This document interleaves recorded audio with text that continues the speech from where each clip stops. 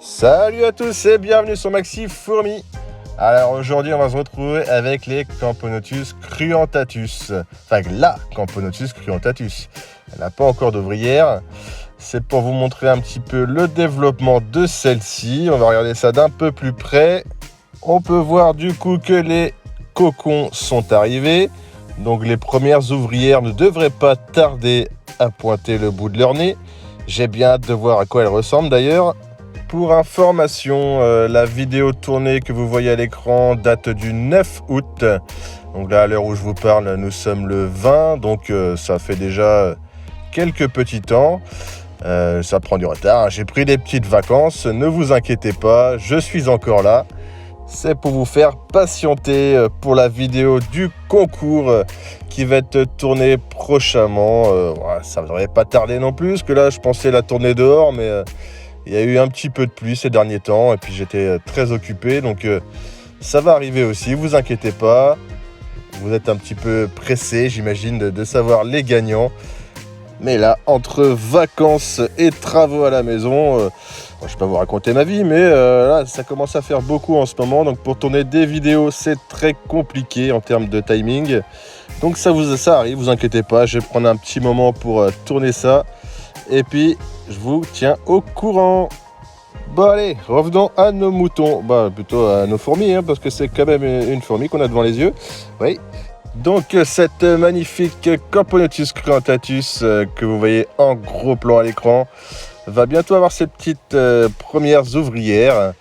Donc voilà, les cocons, ça arrive tranquillement. Mais pour la diapo, ça devrait commencer à bouger un petit peu dans le tube. D'ailleurs, il faudra que je les déménage parce que là, ils sont dans un tube vraiment à l'étroit. Donc, on va agrandir les locaux, hein. D'ailleurs, le tube est en préparation. Donc, ça devrait être à la maison d'ici peu de temps.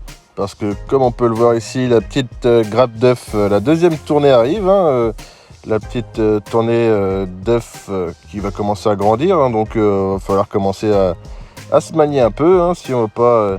qu'elles sentent trop les trois et que je puisse les nourrir convenablement, hein, parce que je suis pas trop fan du nourrissage en tube. Je préfère qu'il y ait une petite aire de chasse, de les voir bouger, c'est quand même plus sympa dans l'aire de chasse.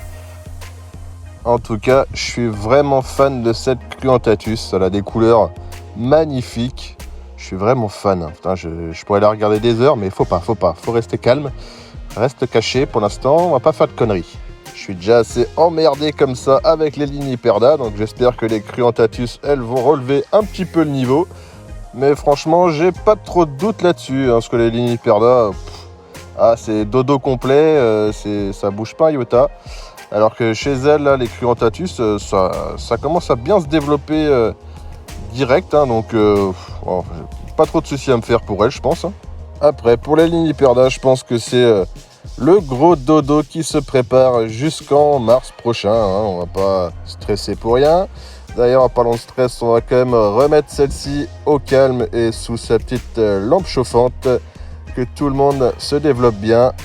Et ça va être la fin de cette vidéo. N'oubliez pas de vous abonner si ce n'est pas déjà fait pour suivre la belle évolution de toutes ces petites fourmis. Et moi, je vous dis à la prochaine. Kenavo!